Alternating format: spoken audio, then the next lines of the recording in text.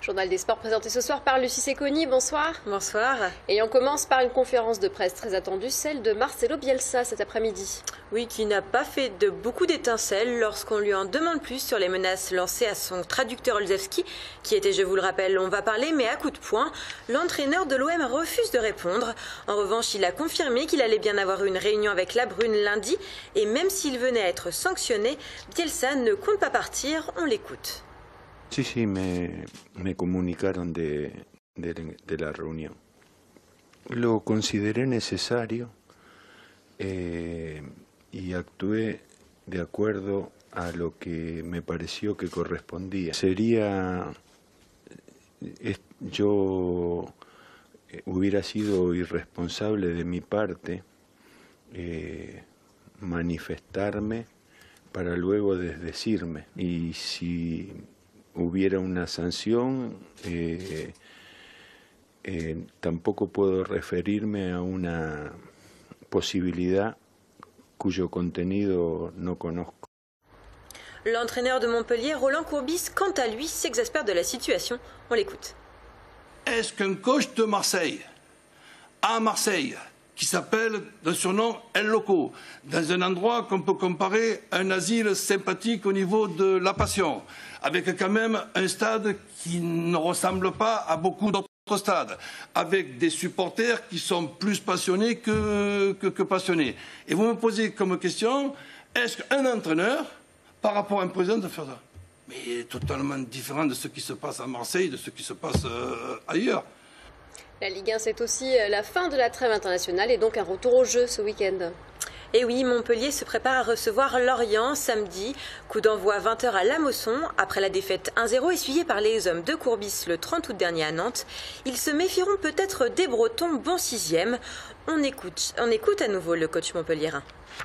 On est à nouveau à La Mosson et l'objectif, ce sera de faire ce qui ne sera pas peut-être très difficile, mais quand même, de faire notre meilleur match à domicile, mais pas juste un peu.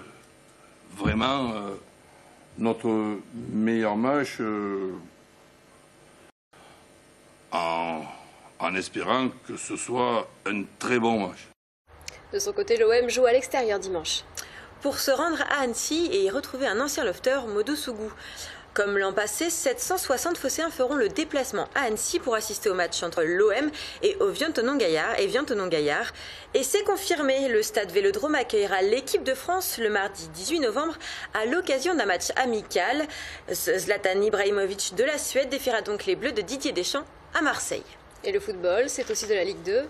Et oui, c'est ce soir, 2 semaines après le match nul concédé face à Arles-Avignon, que les Nîmois retrouvent le championnat recevant Brest et font à nouveau un match nul 0-0. Arles-Avignon, eux, se sont imposés à domicile face au Tour FC 1-0. Du rugby à présent. À la veille de la 5e journée du top 14, Montpellier partage le leadership avec Clermont-Ferrand. Reste à garder les pieds sur terre pour conserver la tête. Le début de saison est lancé pour le MHR à l'image de leur récent succès face à Castres. Une entame de championnat facilitée par 3 matchs à domicile en 4 journées avant de se déplacer en favori à Bordeaux dimanche. On a joué 4 matchs, on en a joué 3 à la maison. C'est vrai que c'est un match qui, bon après c'est que le 5e, mais qui nous permettrait en tout cas de nous installer sur ce début de championnat dans le haut de tableau, ouais, je pense. Donc pour ça c'est un test important pour nous. Ouais.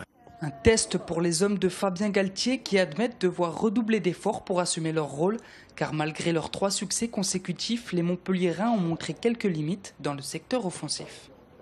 On a vu, notamment sur le match de Castres, que malgré le score, il y a quand même beaucoup de déchets. Donc on a encore beaucoup de travail, beaucoup de marge de manœuvre à négocier. Donc il y a une dynamique pour la confiance, c'est sûr. Mais il y a aussi beaucoup de travail à derrière. D'autant plus que le MHR devra faire face au Stade français à l'Altrad Stadium le 20 septembre prochain. Une occasion pour l'équipe héroltaise de confirmer ses ambitions face à un adversaire en forme en ce début de championnat. Le top 14 a entamé sa 5e journée de championnat avec La Rochelle-Castres, mais c'est demain que Bordeaux recevra sa bête noire Montpellier. Toulon jouera à domicile face au Stade français, coup d'envoi 20h. En Espagne, les basketteurs français se sont battus, mais ça n'a pas suffi. 5 points, 5 petits points ont fait la différence avec l'équipe de la Serbie. Le basket français s'est incliné 85-90 et la Serbie va retrouver les États-Unis en finale. On passe au tennis avec la Coupe Davis. Et oui, une autre équipe de France, effectivement celle du tennis.